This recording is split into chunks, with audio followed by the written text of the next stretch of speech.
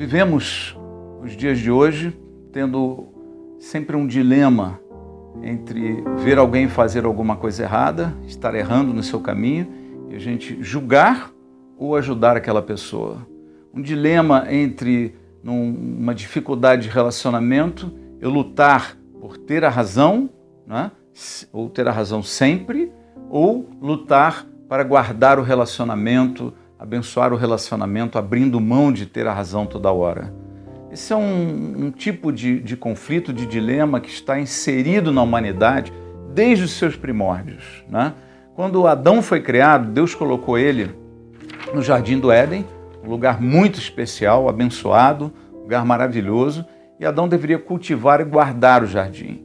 E Deus tinha deu ali aquele jardim uma série de árvores com frutos de várias espécies, um ambiente lindo, bonito, e botou duas árvores no centro do jardim, a árvore da vida e a árvore do conhecimento do bem e do mal. Chamou Adão e falou: olha, a árvore do conhecimento do bem e do mal você não pode comer, nunca. Se você comer, você vai morrer. E passa algum tempo, um dia a mulher dá de cara com a serpente começa a falar com ela. A serpente, depois traduzida ou revelada como o próprio diabo, né, através de uma serpente, e ela fala com a mulher dizendo: olha, você pode comer dessa árvore sim, certamente você não vai morrer. O problema é que Deus não quer que você coma, os seus olhos sejam abertos e assim como Deus, você seja conhecedora do bem e do mal. Aquilo mexeu com Eva. Primeiro porque o diabo sempre procura desmentir a palavra de Deus. Deus falou: certamente vai morrer. A serpente vai e diz: certamente não vai morrer. Ele sempre se opõe à palavra, procura colocar dúvidas em relação à Bíblia, em relação às verdades de Deus, em relação a esta palavra tão preciosa que pode salvar, pode restaurar, pode curar nossas vidas, nosso coração, nos trazer paz, alegria, uma vida abundante, uma família abençoada. Tudo isso é roubado quando nós deixamos de crer na palavra de Deus. Então, ele sempre se opõe. E aí ele vai dar sequência a essa conversa do certamente não vai morrer e fala: olha, o problema é que Deus não quer que você seja igual a ele. Porque o dia que você comer do fruto dessa árvore, seus olhos vão se abrir. E assim como Deus, você vai ser conhecedora do bem e do mal. Vai poder julgar todas as coisas, vai poder julgar as pessoas. E veja, o diabo, quando se afastou de Deus, ele tinha uma ambição, ele queria ser igual a Deus.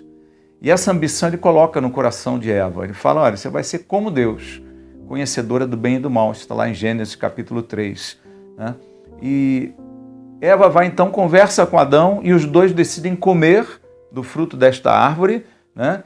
E logo que eles comem, eles sentem o peso da desobediência a Deus. Deus falou para não fazer isso, foi exatamente o que eles fizeram. Era a única restrição que eles tinham.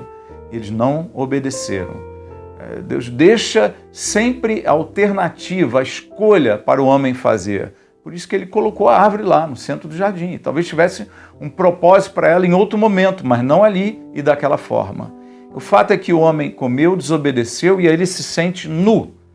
Ele olha para si mesmo e pensa: estamos nus. E além de se sentir nu, os dois se sentirem nus, eles se sentem na necessidade de se cobrir, eles sentem vergonha da nudez. Então é uma coisa que vem junto. Por que a vergonha com a nudez? Por causa da culpa. A culpa que veio de uma desobediência a Deus. Ele sentiu a culpa, sentiu a sua nudez da desobediência e aí começa a se cobrir, começa a se esconder. E desde aquele tempo o homem vive lutando com a falta de paz interior por causa dessa culpa, né? E se escondendo de si mesmo, se escondendo uns dos outros. As pessoas não são transparentes, não são cristalinas, porque se escondem. Né? Daí, quando Deus chega, o homem, Adão e Eva, ouvem os passos do Senhor no jardim e vão e se escondem. Então, desde esse tempo, Deus vem atrás do homem, e ele vai e chama Adão, e Adão está escondido. Desde esse tempo, o homem está fugindo da presença de Deus, se escondendo de Deus por causa da culpa. Desde da origem da criação, né, desses primeiros dias da natureza humana, Deus vem atrás do homem que está fugindo e chama ele. Deus chama para perto, porque Deus quer viver, quer ter comunhão de volta com o homem. né? E Adão, na hora de se explicar, ele transfere a culpa para Eva. Olha, eu comi sim, mas comi, sabe por quê? Porque a mulher que você me deu, ela trouxe o fruto e eu comi. Aí ele joga a culpa em Eva e joga a culpa em Deus. Você que me deu essa mulher. Quando Deus pergunta para Eva, Eva, o que foi isso? E Eva vai e responde dizendo, foi a serpente. A serpente estava aqui no jardim, ela me enganou e eu comi. Então a culpa é do diabo, a culpa é do homem, a culpa é da mulher, a culpa é sempre de alguém. E o homem desde então vem transferindo culpas, né? Então veja, qual é a base de um julgamento? Julgar as pessoas na sua origem, ela tem duas bases. A primeira é a culpa. Eu me sinto culpado, eu jogo a culpa em alguém, eu condeno alguém, eu critico alguém, né? Eu tenho essa atitude que é fruto da minha falta de paz e ambientação e tranquilidade interior. E a segunda base é o quê? Não é só de transferir culpas, é a soberba. É a soberba de ser como Deus, conhecedor do bem e do mal, e poder julgar. Você fez o bem, você fez o mal, você está certo, você está errado. Nós julgamos pessoas debaixo dessas duas bases, culpa e soberba. Me sinto como Deus autorizado e capacitado para julgar pessoas. E aí nós julgamos, nós condenamos, nós destruímos. E em cima desta problemática, estão as dificuldades conjugais, estão as dificuldades de relacionamento, estão as dificuldades de ter paz interior, de se sentir bem consigo mesmo. Essas são as bases que têm destruído a vida humana, os casamentos, relações de pais e filhos e por aí vai, né? Aí de repente chega Jesus. Jesus aparece e o que ele faz? Ele leva sobre ele as nossas culpas. E vem e diz, não julguem, né? Lucas 6,37 diz assim, não julguem e vocês não serão julgados. Não condenem e não serão condenados. Perdoem e serão perdoados. Jesus, no Evangelho de João, capítulo 3, verso 17, pois Deus enviou o seu Filho ao mundo não para condenar o mundo, mas para que este fosse salvo por meio dele. Jesus também diz, pois não vim para julgar o mundo, mas para salvá-lo. Em João, capítulo 8, verso 15, vocês julgam por padrões humanos. Eu não julgo ninguém. Veja, as coisas que Jesus disse, a gente precisa entender o nosso chamado como cristãos, como homens e mulheres de Deus. Nós não somos chamados para julgar. A igreja não tem que julgar ninguém. A igreja não foi chamada para ser juiz, ela foi chamada para ser pescadora de homens. Nós não viemos para condenar ninguém, viemos para salvar. Nós somos a continuidade de Jesus na terra, os braços e pernas de Jesus. Não é assim que o apóstolo Paulo define a igreja, é o corpo de Cristo. Nós damos sequência a esse chamado. E Jesus diz o quê? Olha, eu não julgo ninguém. Vocês julgam segundo padrões humanos. Eu, Jesus Cristo, não julgo ninguém.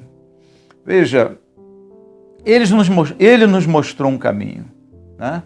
No meio de toda essa problemática, ele vem e diz, não julguem. Leva sobre ele as nossas culpas. No seu sangue, no seu sacrifício, nos trouxe paz interior. O apóstolo Paulo diz em Romanos 8, nenhuma condenação mais há para aqueles que estão em Cristo Jesus. Todo o nosso pecado foi levado. Nós podemos viver bem, sem esse sentimento de culpa, esse peso na alma, que acaba nos levando a julgar pessoas, a condenar pessoas. Não, viva bem contigo. O sangue de Jesus te purificou, te lavou. Ele levou fora o teu pecado, a tua culpa. Você tem paz com Deus, você tem a autonomia e autoridade para entrar na presença de Deus pelo sangue de Jesus, o vivo caminho que Ele nos abriu. Então, dentro dessa perspectiva, veja, Jesus nos mostrou como viver melhor interiormente. Ele nos mostrou o caminho do conserto dos nossos casamentos e das nossas famílias. Ele nos mostrou o caminho para desenvolver bons relacionamentos e ter essa amplitude de visão, de convivência, para você poder ser um pescador de vidas e não um julgador, um salvador e não um condenador. Que Deus te abençoe. Esse é o caminho, siga esse caminho. Abra mão do julgamento, abra mão da condenação. Deus vai fazer grandes obras na sua vida. Tenha uma semana abençoada. Se o Café com Maná tem sido bom para a sua vida, dê um like, se inscreva no nosso canal, visite e curta a nossa página no Facebook e você é nosso convidado especial aqui na Igreja de Nova Vida em Alphaville e também na nossa Igreja de Nova Vida no Alto de Congonhas, conforme esses endereços aqui.